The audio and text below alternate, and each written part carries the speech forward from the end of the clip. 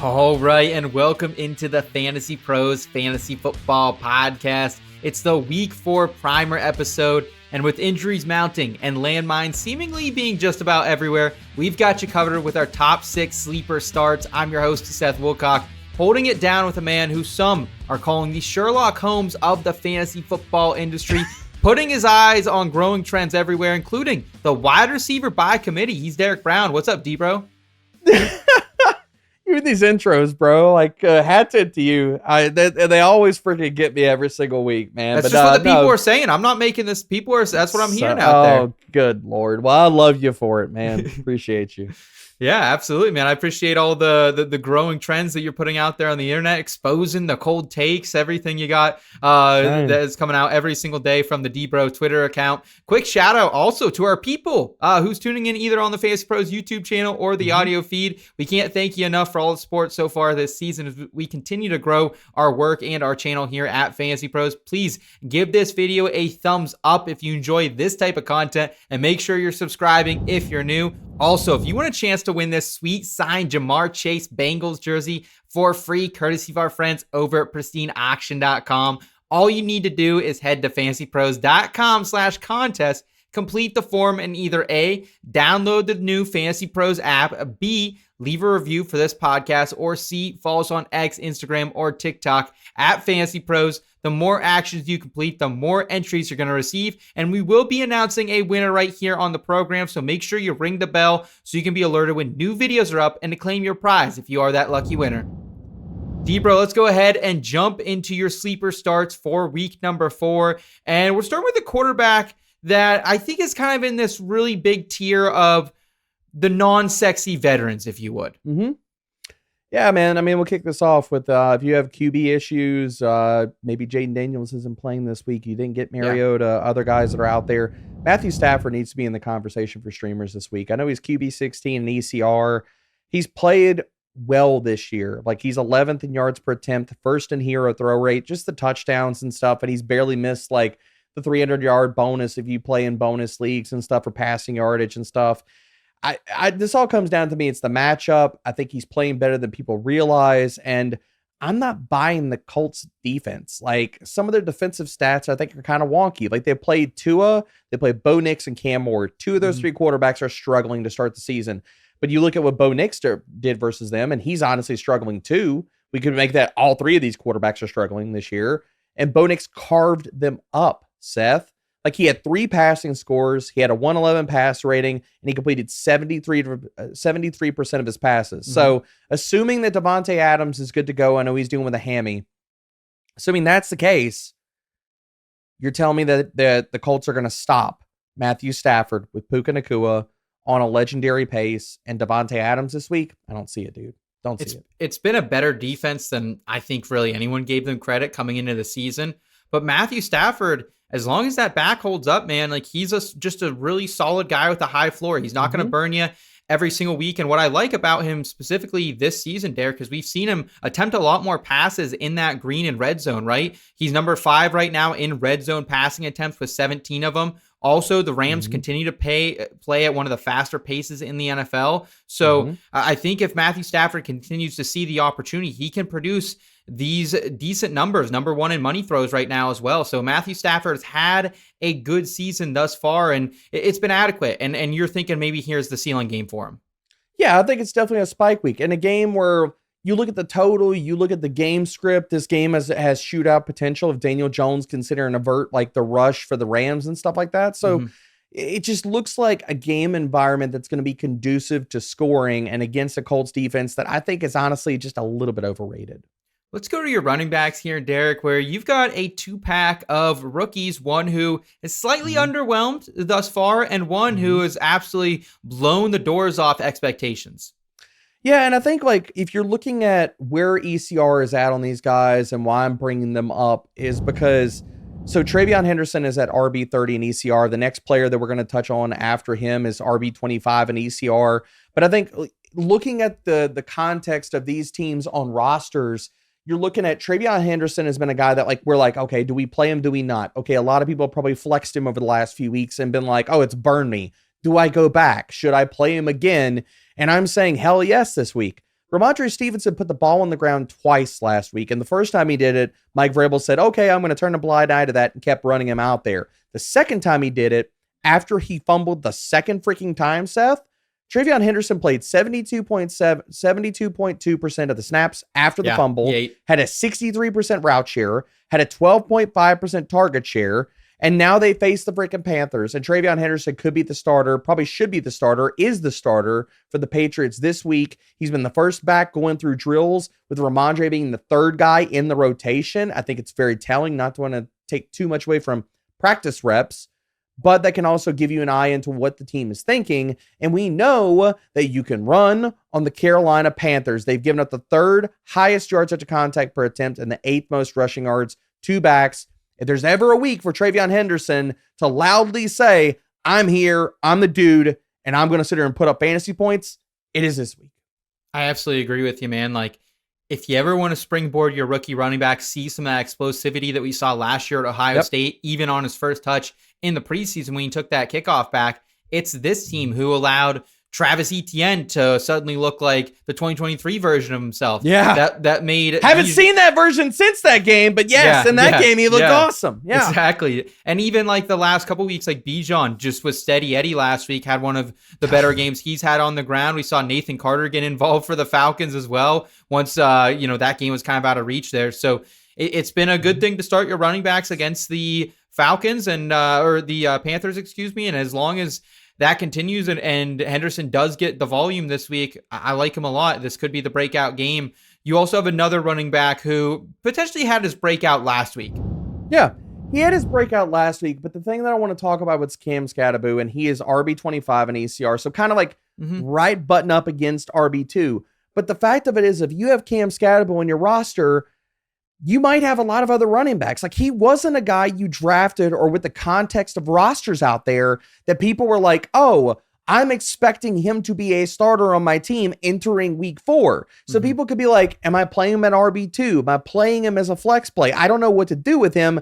I love what he did last week, but now he got Jackson Dart, and people are like, what's he going to do? You look at the total and the Chargers defense and how they're playing, and they're like, man, the Giants might not put up any points this week. And I'm on the opposite side of this. I'm going to be ranking him aggressively. I think people should be starting him as their RB2. I think he is a game script proof running back. Look at what he did last week with the checkdowns. You think Russell Wilson can throw checkdowns like that and Jackson Dart is not going to do that? Jackson Dart's going to access more of the field than Russell Wilson has even seen over the last 10 years.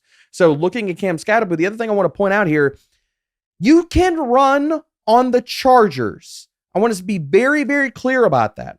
You can run the ball against the Los Angeles Chargers. This defense has allowed the 7th highest explosive run rate and the highest missed tackle rate.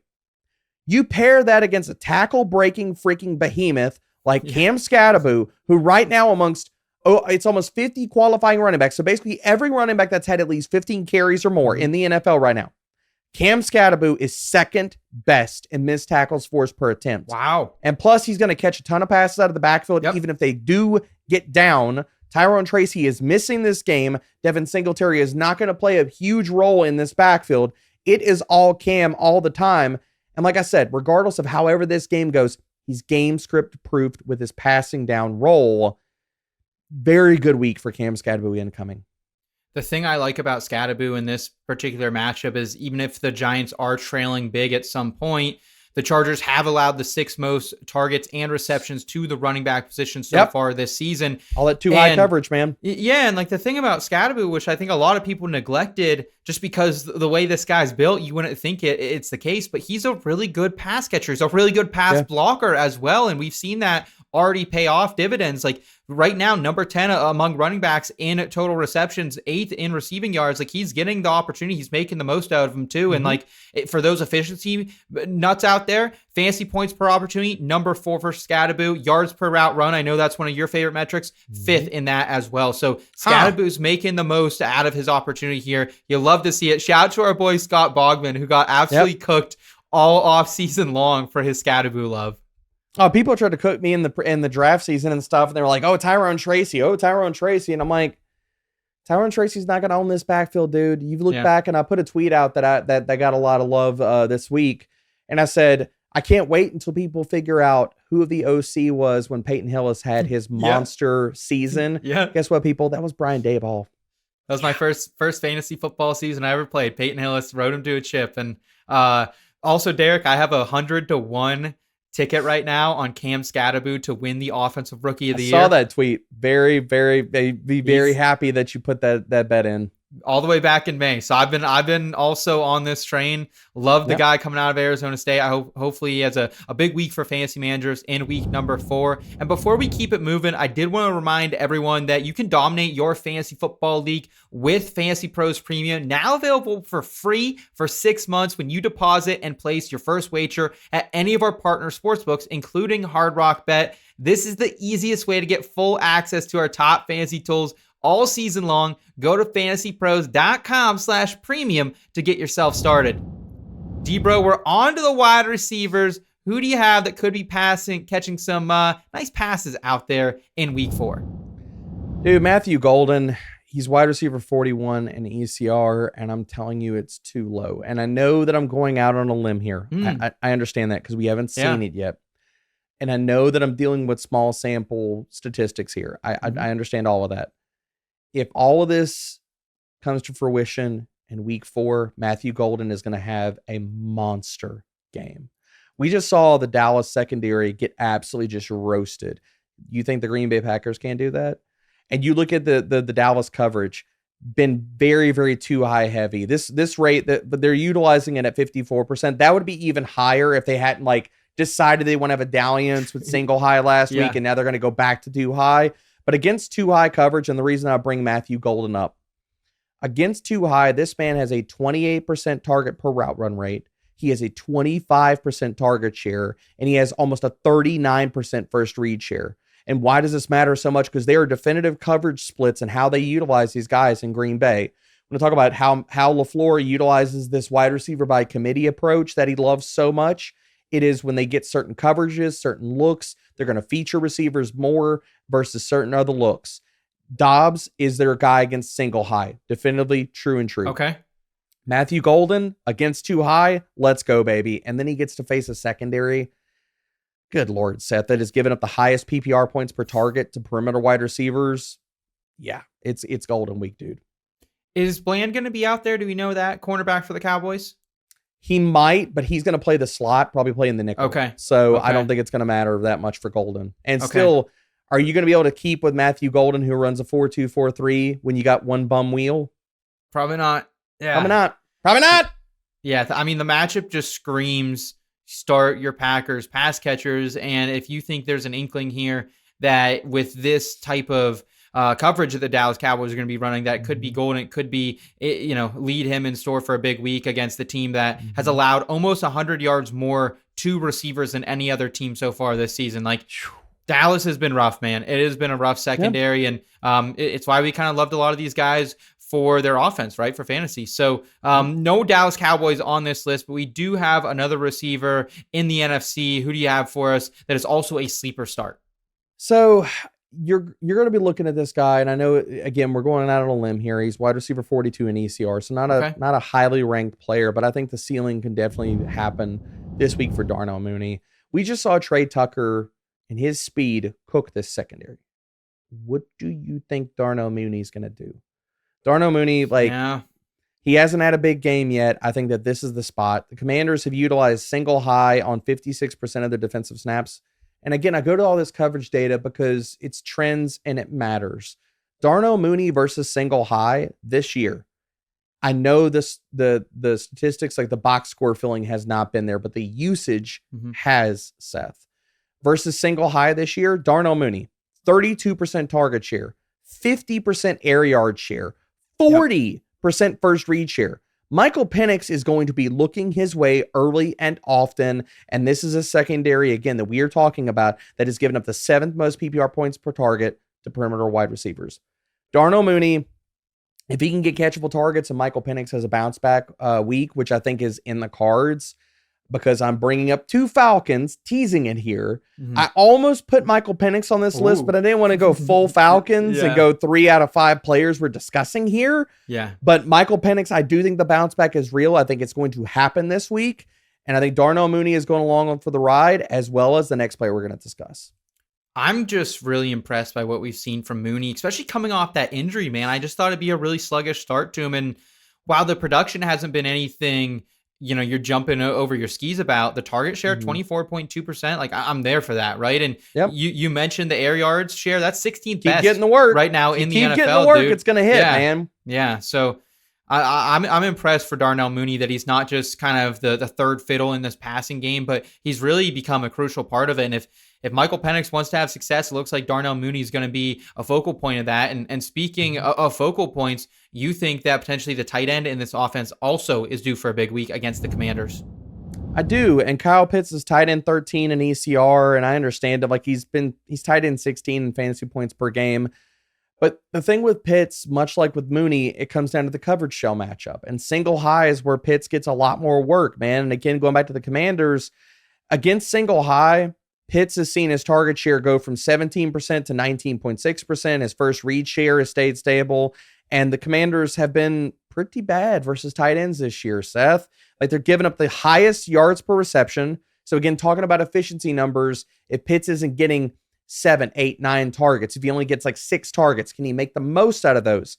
Against a defense that's given up the highest yards per reception to tight ends and the 10th most fantasy points per game, Kyle Pitts is not being ranked as a tight end 1. He should be. He's inside of my top 10 tight ends for the week. The thing that's exciting about Pitts right now is, again, the productivity, nothing that's going to jump off the page, but he's out there all the time, right? He's an every down tight end now. He wasn't a full-time player last year, and that's happening this year. Yeah. I mean, you can't say that for a lot of tight ends. There are a lot of tight ends right now that are stuck in these 50 to 65% route shares, and it's like, if they produce, do you feel good about that? Probably not, because it's a fluke. Yeah, I want to see him and Michael Penix kind of get better on the same page. Like, the quarterback rating per target's a little bit down, but this is a spot to do it, right? And if the Commanders have Marcus Mariota out there, does that make you even more excited that maybe it's not only some short fields that maybe Mariota, lets a ball or two go arrogantly, but at the same time, maybe this is just a Commanders offense that can't move the ball as well, and the Falcons just have more ample opportunity and possession time in this game? Yeah, it definitely could be the case. And then you look at just the Commanders in general, like the roster's banged up. JD5 is not going to play, like you're talking about, if Mariota's out there. McLaurin is not going to play this week. I'd be highly surprised. Limited. Bill is dealing with a knee injury. So it's like, the thing, and it goes back to the coverage structures, where I think the Commanders could really suffer is the Atlanta Falcons have been very good against stopping the run. So is Washington going to be able to run the ball? Probably not very effectively. And they run a lot of single high. And outside of Terry McLaurin, they don't really have anybody else on that roster that can beat single high coverage. Ertz is a 2-high zone beater. Debo is exactly the same. And I mean, even if you wanted to go like Noah Brown route, he's hurt too. Yeah. So it's like the Commanders, I struggle to see, like, versus the coverage structure in this defense, how they're going to have a lot of success moving the ball if McLaurin is out. And I think it's pretty much definitive. I don't think he's going to play this week. I've got 2 words. Jeremy McNipples, baby. He's coming back. Gosh, here we go. Hey, it came through for us last week. It wasn't the opportunity we wanted, but it certainly got the production of that big run. Fair. So, yeah. Fair. Derek, great stuff today, as always, man. That is going to do it for us on this episode of the FantasyPros Fantasy Football Podcast. Comment down below your favorite Week 4 sleeper starts. And while you're here, make sure you're smashing that like button and subscribing to the channel if you're new. For D-Bro, I'm Seth Woolcock. Take care, y'all.